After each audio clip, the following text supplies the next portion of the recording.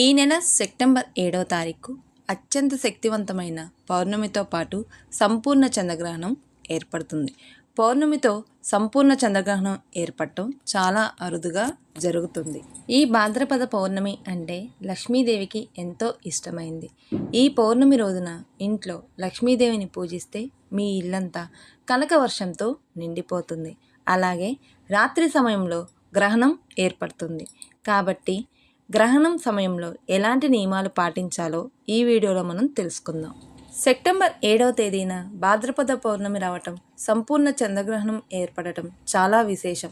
ఈ అరుదైన సంఘటన 100 సంవత్సరాల క్రితం ఏర్పడిందని, మళ్ళీ ఈ నెలలో రాబోతుందని మన వేద పండితులు సూచిస్తున్నారు. ఈ సెప్టెంబర్ 7వ తేదీన మధ్యాహ్నం 11 గంటల వరకు ఎంతో శుభగడియలు ఉన్నాయి. కాబట్టి లక్ష్మీదేవికి ప్రీతికరమైన ఈ పౌర్ణమి నాడు ఇంట్లో తప్పనిసరిగా దీపారాధన చేసుకోండి.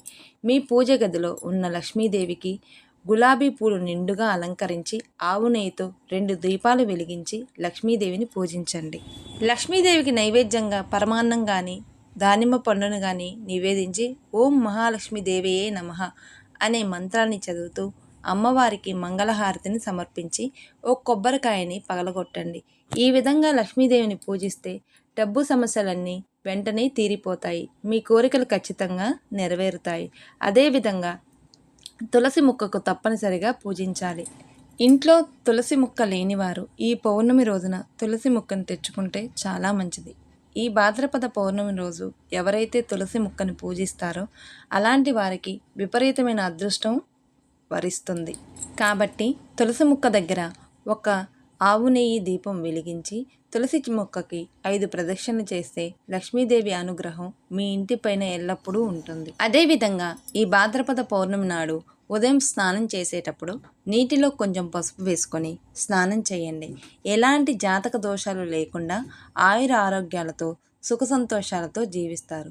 ముఖ్యంగా ఈ పౌర్ణమి నాడు ప్రతి ఒక్కరూ తప్పనిసరిగా పసుపు రంగు వస్త్రాలను ధరించండి. అయితే ఈ రోజున పొరపాటును కూడా నలుపు వస్త్రాలు ధరించకండి. అలాగే ఇంట్లో పూజ పూర్తయిన తర్వాత విష్ణు సహస్రనామం చదివితే మీకు ఎన్ని కష్టాలు ఉన్నా సరే మీ కష్టాలన్నీ వెంటనే తీరిపోయి త్వరగా మంచి రోజులు ప్రారంభమవుతాయి.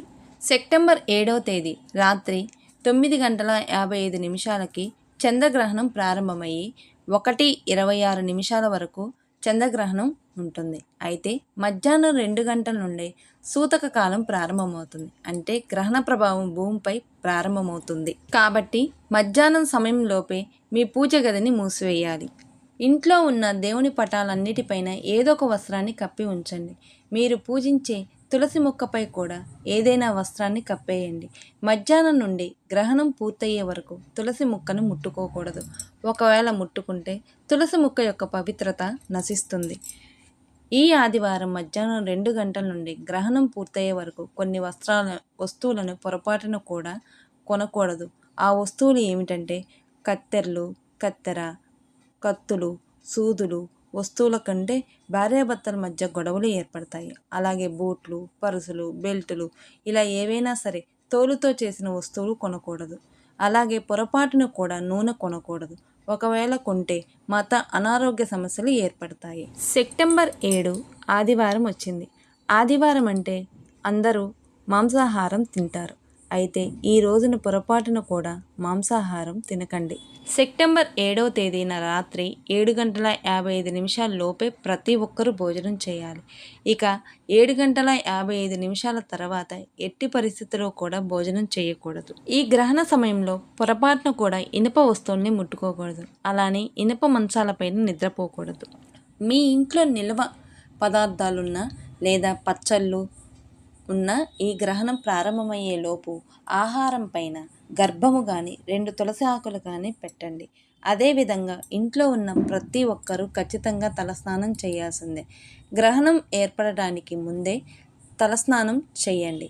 ఆ గ్రహణం పూర్తయిన తర్వాత అంటే సెప్టెంబర్ 8వ తేదీన ఉదయం నిద్ర లేవగానే ముందుగా ఇంట్లో ఉన్న ప్రతి ఒక్కరూ తలస్నానం చేసిన తర్వాతే ఆహారాన్ని తినాలి.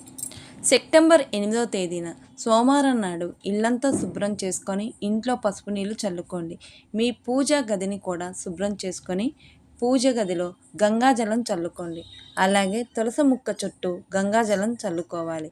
ఈ విధంగా ఇల్లంతా శుభ్రం చేసుకొని ప్రతి ఒక్కరూ తలస్నానం చేసి ఏదైనా శివాలయానికి వెళ్ళి శివునికి అభిషేకం చేయండి. ఇంకా ఇలాంటి దోషాలు లేకుండా ఈ సంవత్సరం అంతా మీకు మీ కుటుంబానికి బాగా కలిసి వస్తుంది. వీడియో కనుక నచ్చితే ఒక లైక్ చేయండి, కామెంట్ చేయండి, ఛానల్ని సబ్స్క్రైబ్ చేసుకోండి.